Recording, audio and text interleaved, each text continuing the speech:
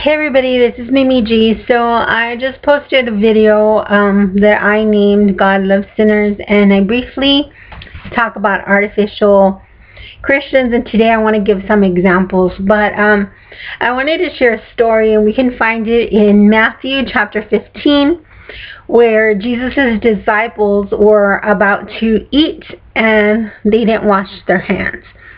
Now the Pharisees and all Jews, really, I mean, one thing, they were clean people, okay? They were clean freaks, and everything had to be clean. So for the Pharisees to see these disciples going to eat and their hands, I'm sure, were all dirty and smelly and maybe fishy smelling and all kinds of nasty, I'm pretty sure, right? They started to make this big deal. They started to make this fuss. And basically they called Jesus out. And they're like, if you're really a Jew and if you really are who you say you are, then why are you letting these men eat with those dirty hands? Now, there's more to the story, and I'm not going to read it to you. You go ahead and read it for yourself. But Jesus quoted Isaiah. And he said, hypocrites, well did Isaiah prophesy about you, saying, these people draw near to me with their mouth and honor me with their lips, but their hearts are far from me. In vain they worship me, teaching as doctrines the commandments of men. So Jesus was basically saying, yeah, you're good at following all these rules. You're good at honoring God with these rules, but you're not honoring God with what's more important.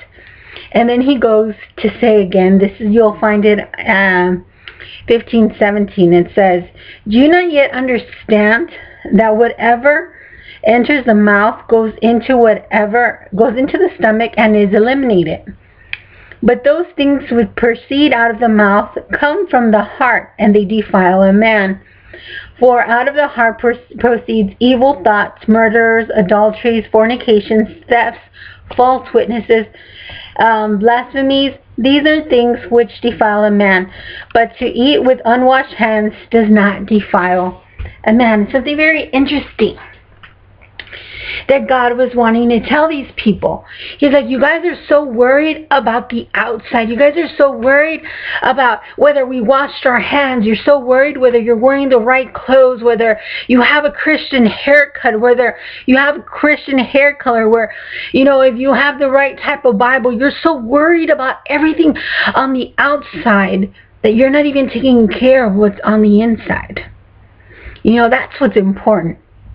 It's whatever's in your heart that comes up through your mouth, and that's what dirties you. That's what makes you dirty. Your dirty hands don't make you dirty.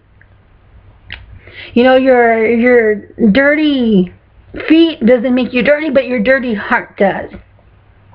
In God's standards, at least, right?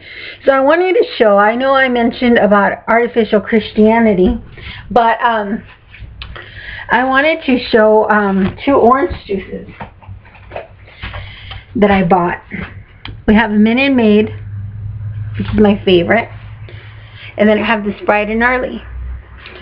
So first I'm going to talk about what they have in common. I can't put these here, so you saw them, okay? I'm going to talk about what they have in common. They both look the same. Do you see this? They're both exactly the same size carton. They're both the same. And they look the same. Maybe if you weren't so much into brands and you were just looking for an orange juice, you'd say, hey, I'll take this one or I'll take this one. It's all the same, right? They both have an orange. You know, Minute Maid has this orange wedge, but it has some oranges. Bright and Early has this orange here. And they're both in a grocery store. You know, you can both buy these. Both, I got these at my local H-E-B. I'm pretty sure you can find them at your Costco, your Albertsons, wherever it is you shop. You could probably find these. So that's what they have the same. And this is what people see about Christians. You see this. You see these people and you say these are equivalent. You know, this is one Christian, this is another Christian. They're all the same.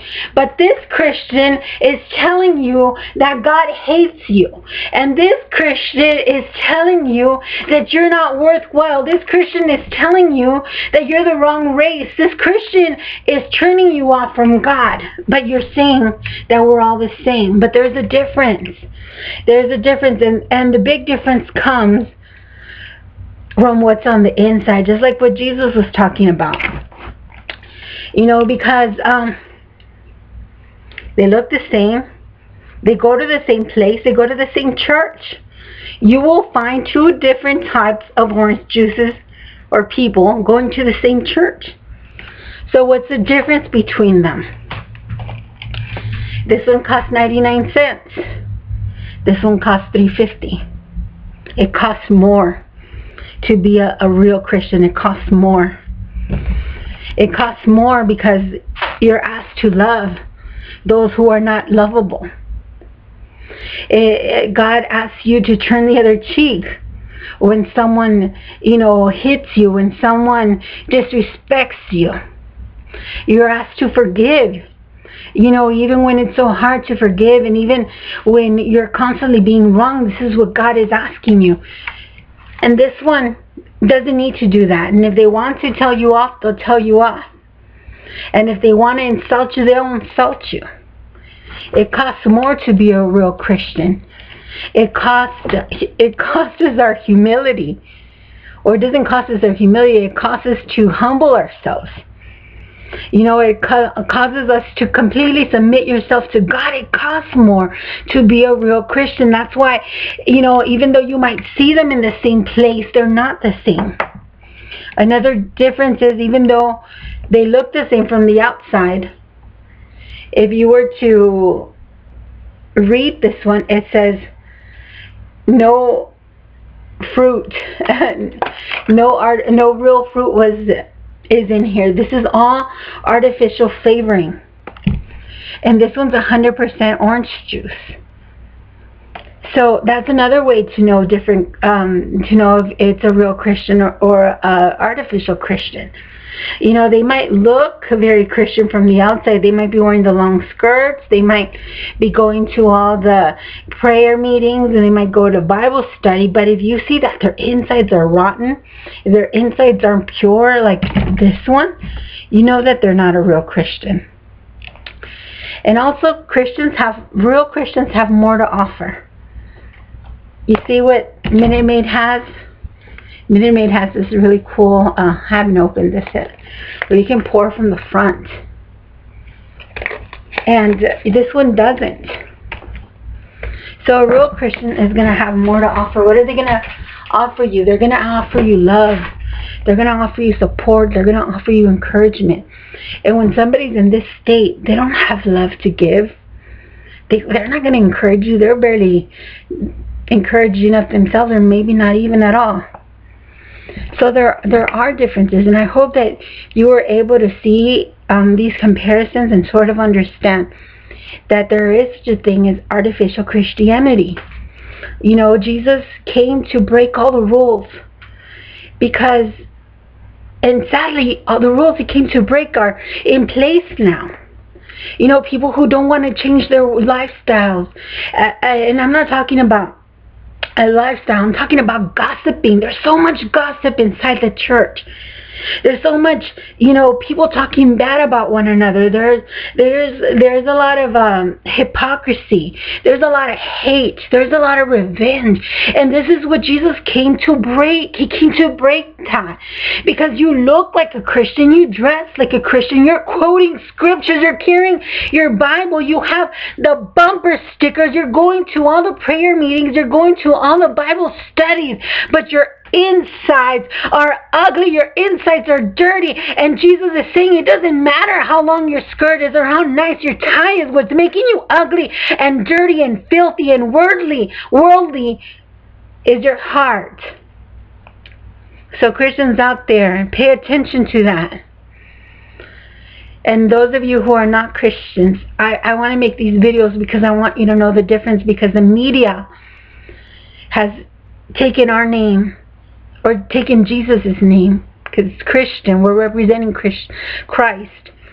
They're slandering, and they're just running us over the mud, and saying this is what Christians are like. No. That is not what Christians are like. We are called to love. We were called to heal. We were called to restore people. We were called to pray on them, to love on them. That's what we were called for. So if somebody isn't doing this, I'm sorry, you don't know any Christians. And there's Christians out there, and keep looking. They're out there, and there's somebody who wants to love on you and wants to encourage you. So I hope, I know I didn't fully prepare this so well, but I hope you were able to understand what I was saying. Either way, if there's some questions there, ask me. Leave a comment and let me know what you're thinking. If you want to email me something private, you can email me at askmimig@gmail.com. And I look forward to hearing from you. Like, comment, subscribe if you haven't. God bless you.